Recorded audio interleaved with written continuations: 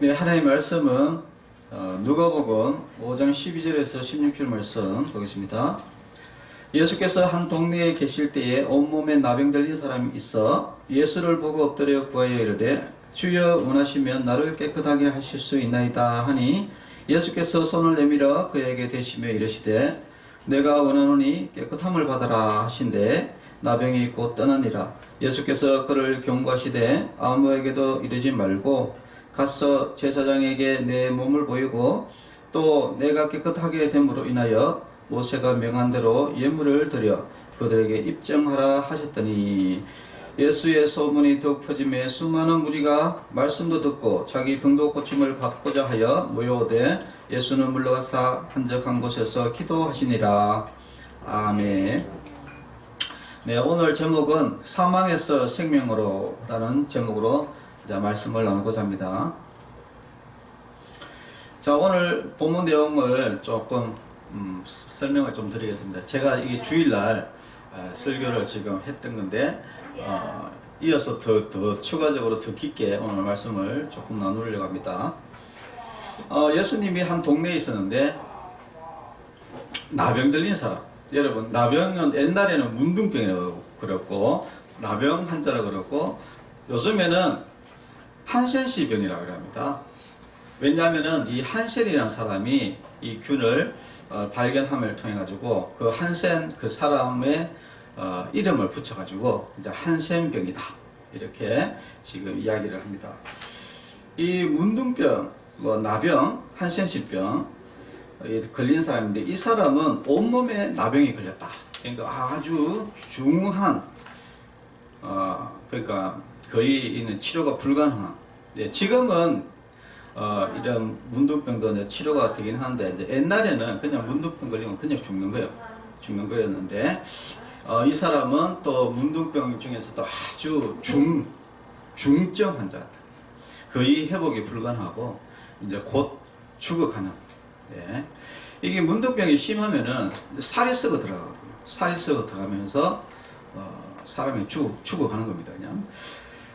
이 중증인 이 사람이 예수를 보고 엎드려 구했다. 이르되 주여 원하시면 나를 깨끗하게 하실 수 있나이다. 그런데 이제 이 사람은 예수께 나왔다고 이야기를 합니다.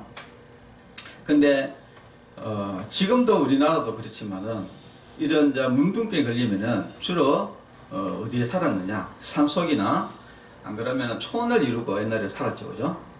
그래서 이 문둥병은 또 점령도 되고 하니까 사람들을 가까이 하지 못했습니다. 특별히 또 이 이스라엘 지방에서는 이 문둥병 걸린 사람은 하나님께 벌을 받았다 이렇게 생각하기 때문에 특히 더더욱 철저하게 사회와 단절된 삶을 살 수밖에 없었습니다.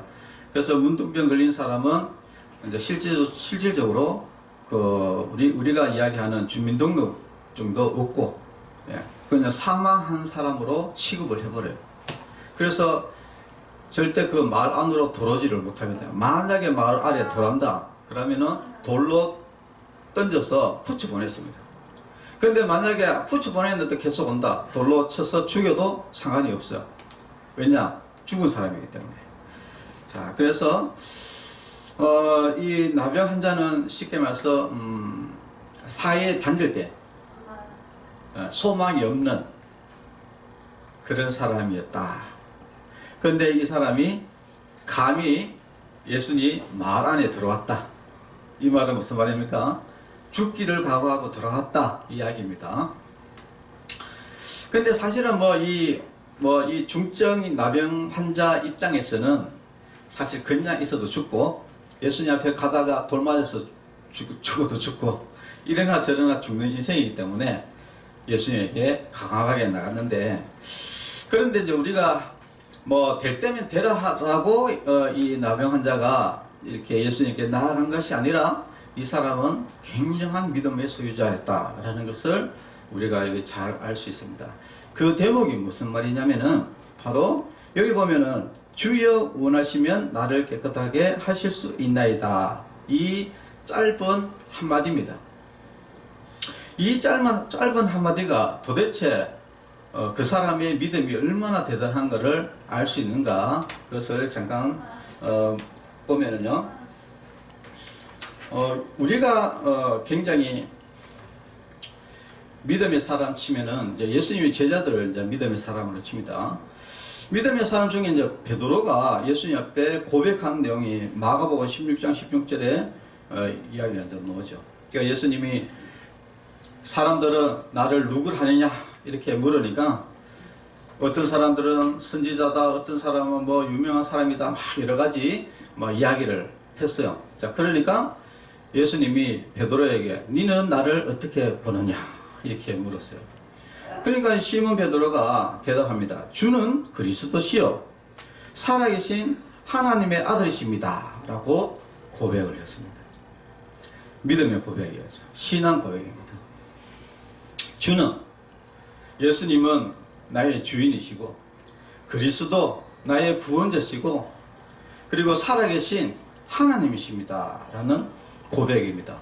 그런데 이 시몬 베드로의 이 고백하고 그 다음에 오늘 이 문둥병자가 하는 이 고백하고 잠깐 같이 한번 볼 필요성이 있는데, 문둥병자는 이렇게 하겠죠. 주여, 예수님을 나의 주인이다. 예, 주는 원하시면, 예, 주님이 원하시면은 나를 깨끗하게 하셨다. 그러니까 주님은 원하시기만 하면은 모든 것을 하실 수 있는 분이다. 이 말은 무슨 말입니까? 모든 것을 하실 수 있는 분 누굽니까? 하나님밖에 없잖아요. 그러니까 이 말은 무슨 말이냐? 감사합니다. 예수님은 나의 주인이시고 그리고 나의 하나님이십니다. 이야기입니다. 그리고 또 한 가지, 이 말세 때 그 구약시대 여러 가지 예언 중에 그 구원자, 메시아의 예언들 중에 보면은 그 구원자가 왔을 때에 일어나는 여러 가지 사건들이 있어요. 그럴 때 뭐 죽은 자가 살아나고 병든 자가 뭐 듣고 뭐 저는 자가 뛰고 하는 여러 가지 이야기를 하면서 뭡니까? 가난한 자에게 복음이 전파된다 라는 이야기를 합니다.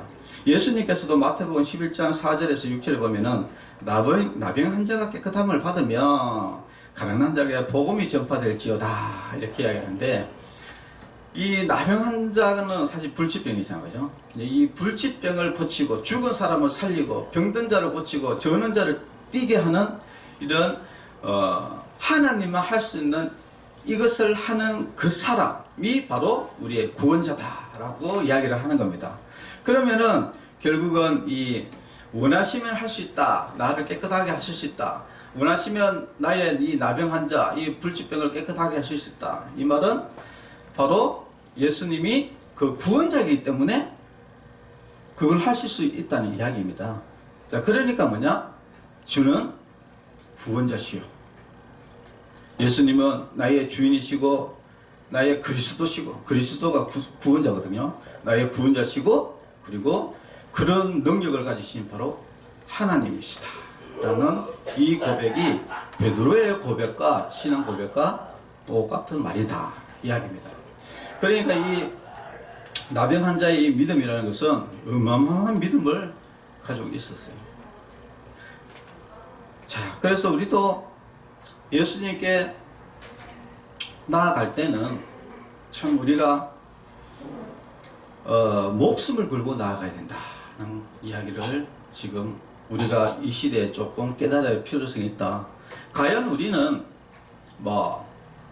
과연 예수님께 나아간다는 이 자체가 도대체 어떤 나아감이냐, 여기에 대해서 우리가 좀 생각해 봅니다. 우리는 나의 이익을 위해서 나아갑니다. 그래서 조금이라도 나니까 피해가 오면은 물러서고, 그리고 이렇게 이 신앙이 진짜 죽으면 죽으리라는 이런 마음을 가지고 예수님께 나아가지 않기 때문에 믿음이 낮아. 예. 믿음이 없거나 안 그러면 아주 적거나 이제 이러다 보니까 아무 일도 안 일어나는 거죠. 그런데 이 나병 환자는 자기의 그 믿음, 큰 믿음을 가지고 예수님께 나가니까 기적이 일어난다. 예수님께서 그 나병 환자를 그 즉시 깨끗하게 치유함을 받는 놀라운 역사와 함께 나병 환자, 이 문둥병만 고친 것이 아니라 구원을 얻는 놀라운 역사가 지금 일어난 사건입니다. 자, 그래서 예수님이 이제 손을 내밀었다. 그래서 제가 이제 손을 내밀었던 이유가 여러 가지 이야기를 제가 했었죠. 손을 내밀었, 예수님이 왜 굳이 말씀으로 이 나병 환자를 깨끗이 치유할 수 있는데 굳이 손을 왜 냈을까? 진물이 흐르는 사실 그 살이 썩어 들어가면서 그 구더기가 있는 그 몸을 왜 손을 댔을까? 여기에는 여러 가지가 이야기가 했다고 했습니다. 첫 번째는 굳이 손을 안 대도 말로서 깨끗할 수 있지만은 이 사랑이다. 예수님의 그 사랑, 그 긍휼, 참 여러분 이 아픈 사람이 이제만 알지 않습니까? 그 사람이 얼마나 소외받고 이 세상에서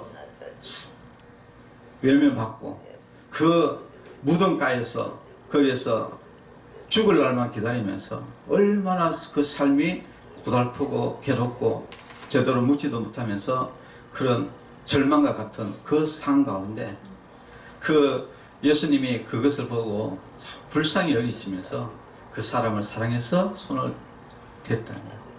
그리고 또 두 번째 뜻은 예수님이 대제사장이다. 근데 여러분 문둥병자에게 손을 대면은 부정한 사람이 되어버려요. 그러면은 문둥병자도 진 밖에 나가야 되지만은 손댄 사람도 부정하기 때문에 또 그 사람도 또 진열 밖에 똑같은 삶을 살아야 되는 거예요. 그런데 예수님이 그래도 손을 댔는 이유는 예수님은 바로 대제사장이다라는 것을 또 제가 저번에 이야기했습니다. 손을 대도 부정하지 않는 사람이 있어요. 유일하게 제사장입니다.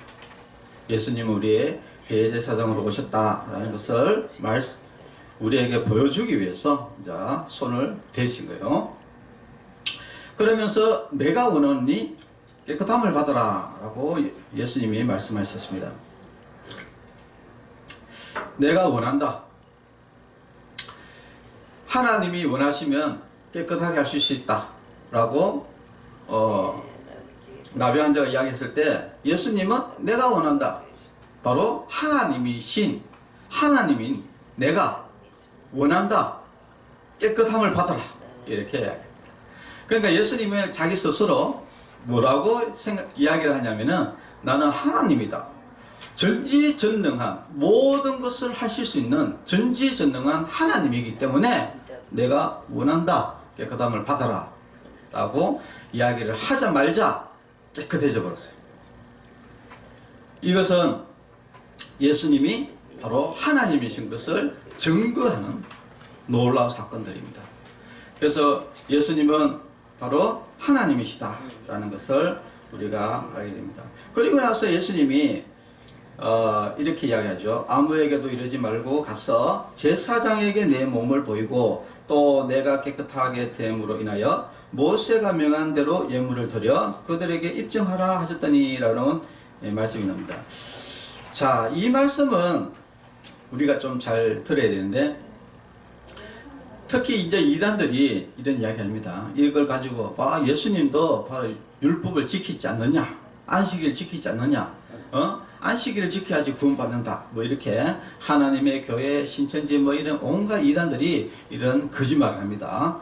그런데 여러분 예수님이 이야기를 이렇게 한 것은 뭐냐면은 우리가 전염병에 걸린 사람이 사회에 복귀할 때는 절차가 있어요. 그냥 전염병에 나았다 해가 그냥 들어올 수가 없습니다. 그 절차에 의해서 들어오는데 이것도 예수님의 당시 때 문둥병자가 깨끗하게 나았잖아요. 그죠? 나았고 그냥 들어가면 사회에 들어갈 수 있는 게 아닙니다. 절차가 있습니다. 그 절차가 뭐냐? 바로 제사장에게 보이는 이런 절차가 있어요. 그것이 그 절차가 어디에 놓느냐? 바로 레위기 14장에 이제 그거 놓습니다. 자, 레위기 14장을 제가 잠깐 좀 읽어 드리겠습니다. 레위기 14장에 보면은 이 문둥병자가 이제 깨끗함을 낳았으면은 근데 이 사람은 어떤 사람이다? 성 밖에 사회에 못 들어옵니다. 근데 이 사람이 병이 나으면은 이제 성 안으로 들어와야 될 거 아니에요. 그 절차는 어떠냐 이렇습니다. 여호와께서 모세에게 말씀하여 이르시되 나병 환자가 정결하게 되는 날의 규례는 이러하니 곧 그 사람을 제사장에게로 데려갈 것이요. 그냥 사회 복귀하면 되는 게 아니라 반드시 제사장에게 가야 되는 거예요. 제사장에게 데려갈 것이요. 제사장은 진영에서 나가. 예. 진영에서 하면 되겠죠. 이 혹시 이제 이 사람이 나았다고 했지만 혹시 병이 있을 수도 있잖아요. 전염이 될 수 있으니까 반드시 진영 밖으로 가야 되는 거예요. 진영 밖에 나가가지고 진찰을 할지니 그 환자에게 있던 나병 한 부가 나았으면 제사장은 그 정결함을 받을 자를 위하여 명령하여 살아있는 정결한 새 2마리와 백향목과 홍색 실과 우슬초를 가져오게 하고 제사장은 또 명령하여 그 새 하나는 흐르는 물 위 질그릇 안에서 작게 하고 다른 새는 산채로 가져다가 백향목과 홍색 실과 우슬초와 함께 가져다가 흐르는 물 위에서 잡을 새의 피를 찍어 나병에서 정결함을 받을 자에게 7번 뿌려 정하다 하고 그 살아있는 새는 들에 놓을 것이며 정결함을 받은 자는 그 옷을 빨고 모든 털을 밀고 물로 몸을 씻을 것이라. 그리하면 정하리니 그 후에 진영에 들어올 것이나 자기 장막 밖에 1일을 머물 것이요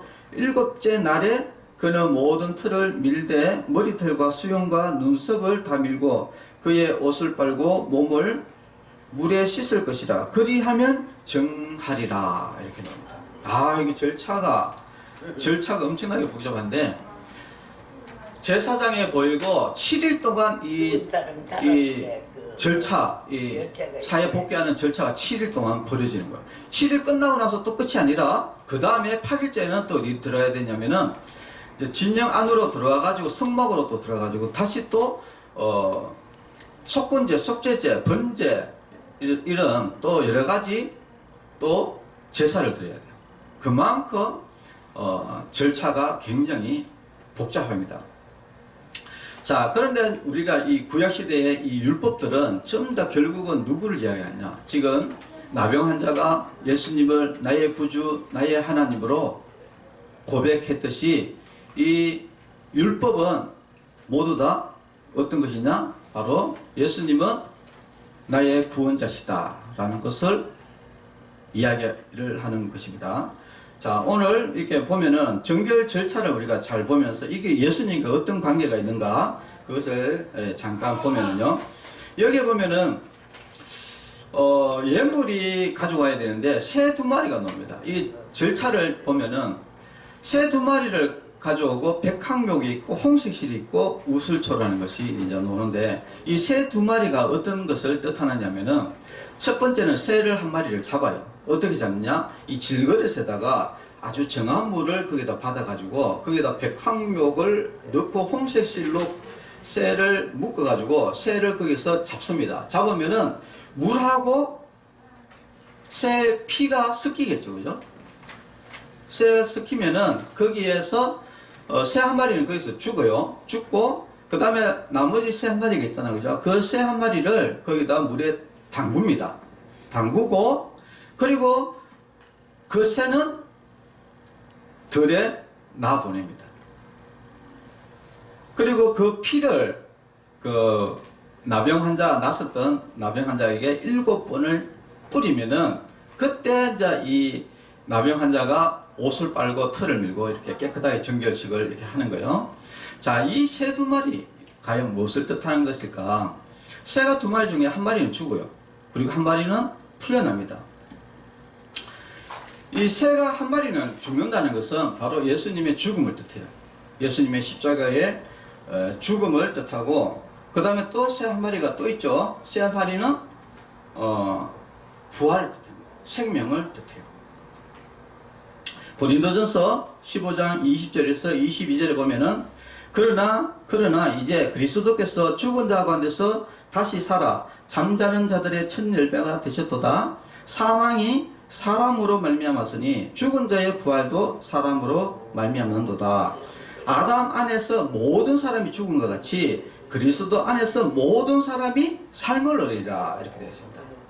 그러니까 우리가 이제 아담의 범죄로 인해 가지고 모든 사람이 죽은 것 같이 이 새 한 마리가 죽은 거예요. 그 새 한 마리가 죽는데 그 아담 그 새는 결국은 예수님이 우리의 죄를 위해서 죽는 것이다. 그래서 그리스도 안에서 예수님을 통해서 우리가 모든 사람이 다시 사는 것이죠. 그래서 예수님이 요한복음 11장 25절에 뭡니까? 나는 부활이요 생명이니 라고 이야기합니다.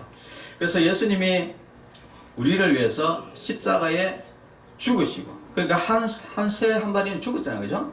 그 예수님이 우리의 죄를 위해서 십자가에 돌아가시고 그리고 다시 부활하신다 라는 것을 뜻하는 내용이에요. 그래서 히브리서 10장 19절에 보면은 그러므로 형제들아 우리가 예수의 피를 힘입어 성소에 들어갈 담력을 얻었다 이렇게 이야기합니다. 자, 그래서 우리가 그 피로 인해 가지고 예수님의 그 피로 우리가 예수님의 피로 우리가 성소에 들어간다. 그러니까 다시 우리가 살아난다. 예수님의 피로 인해서 우리가 구원을 받는다라는 것을 이야기를 합니다. 그래서 이 새 두 마리 죽음과 부활을 예수님의 죽음과 부활을 뜻한다는 거예요. 이게 그리고 또 백항목은 무슨 말이냐? 백항목 이것은 여러분 십자가 예수님의 그 십자가를 이야기합니다. 십자가의 죽음. 그리고 홍색실은 무엇을 이야기합니까? 홍색실은 바로 언약의 피를 이야기합니다. 히브리서 9장 19절에서 22절에 보면은 이 언약의 피에 관련된 이야기가 나와요. 모세가 율법대로 모든 계명을 온 백성에게 말한 후에 송아지와 염소의 피 및 물과 붉은 양털과 우슬초를 취하여 그 두루마리와 온 백성에 뿌리며 이르되 이는 하나님이 너희에게 명하신 언약의 피라 하고 라고 했습니다. 언약의 피. 바로 이 홍색실은 붉은 실은 바로 예수님의 그 언약의 피를 이제 이야기를 한다라는 것을 이야기를 합니다. 그래서 결국은 이제 우리가 원래 이제 사망에서 이것은 이 나병 환자가 이 사이에 들어온다 이 말은 우리가 죽었던 우리 영혼이 바로 생명으로 들어온다. 자, 이런 이야기입니다. 여기에 절차에 반드시 예수님이 반드시 필요하다라는 것을 이 절차에서 이야기를 이렇게 해주는 거예요. 그래서 로마서 8장 2절에 보면 이는 그리스도 예수 안에 있는 생명의 성령의 법이 죄와 사망의 법에서 너를 해방하였습니다. 그렇습니다. 새 한 마리가 해방되는 것. 그것은 우리가 죄에서 해방되는 것을 또한 뜻합니다. 그래서 이거는 절차를 통해서도 우리가 알 수 있듯이 바로 우리가 예수님을 통해서만이 반드시 우리가 죄에서 해방이 되고 사망에서 생명으로 옮겨진다. 우리가 죄의 종에서 바로 의인으로 이렇게 옮겨진다. 그래서 예수 그리스도를 통해서만이 반드시 우리가 구원을 얻는다. 우리가 천국 백성이 된다라는 것을 오늘 이 예수님이 이야기하는 이 절차, 사회복귀 절차에 통해서도 우리가 이제 잘 알 수가 있습니다. 그래서 오늘 우리 문둥병자가 이렇게 구원을 받은 이 사건을 통해서 우리도 진짜 이 나병 환자와 같이 진짜 믿음 있는 성도가 되어야 된다. 그래서 이 나병 환자가 진짜 예수님을 나의 구주, 나의 하나님으로 고백하고 진짜 죽음을 무릅쓰고 예수님께 나아갈 때에 그 사람이 깨끗한 치유도 받았고 구원을 얻었듯이 우리 성도 여러분들도 담대하게 진짜 예수님을 믿을 때 진짜 그 죽음을 각오하고 예수님을 믿으셔야 돼요. 지금 이 시대가 굉장히 혼탁합니다. 혼탁해가지고 여러분 대충 믿으면 될 것 같지만은 실제로 안 그래요. 지금 사회가 너무나 제약이 관영하다 보니까 여러분 예수님 믿기가 더 어렵습니다 지금. 그래서 지금 대부분의 사람들이 예수님 안 믿고 지옥 가요. 그렇기 때문에 지금 오히려 우리가 진짜 죽으면 죽으리라 진짜 작정을 하고 진짜 죽음을 불사하고 여러분들이 예수님께 나아가야 여러분이 살 수가 있다라는 것을 아시고 여러분 예수님 잘 믿는 그런 믿음의 성도 여러분이 되어서 한 명도 빠짐없이 다 구원받는 성도 여러분이 되시길 바랍니다. 기도하겠습니다. 하나님 아버지 감사합니다. 나병 환자는 온몸이 나병에 들려서 죽을 수밖에 없는 가망이 없는 인생이었습니다. 그러나 예수님께 죽을 각오를 하고 나아갔을 때 모든 것을 회복하는 놀라운 은혜를 입었습니다. 불치병인 문제 또 해결받고 또 무엇보다도 영혼의 구원의 문제까지 해결을 받아서 예수님을 통해서 구원을 받은 놀라운 신앙이었습니다. 우리들도 이 나병 환자와 같이 참 믿음이 있는 성도가 될 수 있도록 하나님께서 인도해 주시고 여기 있는 모든 사람들이 예수님을 잘 믿어서 한 명도 빠짐없이 다 하늘나라 저 천국에 구원받아서 천국 가는 천국 백성이 될 수 있도록 주님께서 인도하여 주시옵소서. 예수님의 이름으로 기도합니다. 아멘. 네, 축도로 예배를 마치겠습니다. 이제는 우리 주 예수 그리스도의 은혜와 하나님의 사랑과 성령님의 교통하심이 성도들의 머리 위에와 가정과 자녀들 위에 이제로부터 영원토록 함께 있을지어다. 아멘. 감사합니다.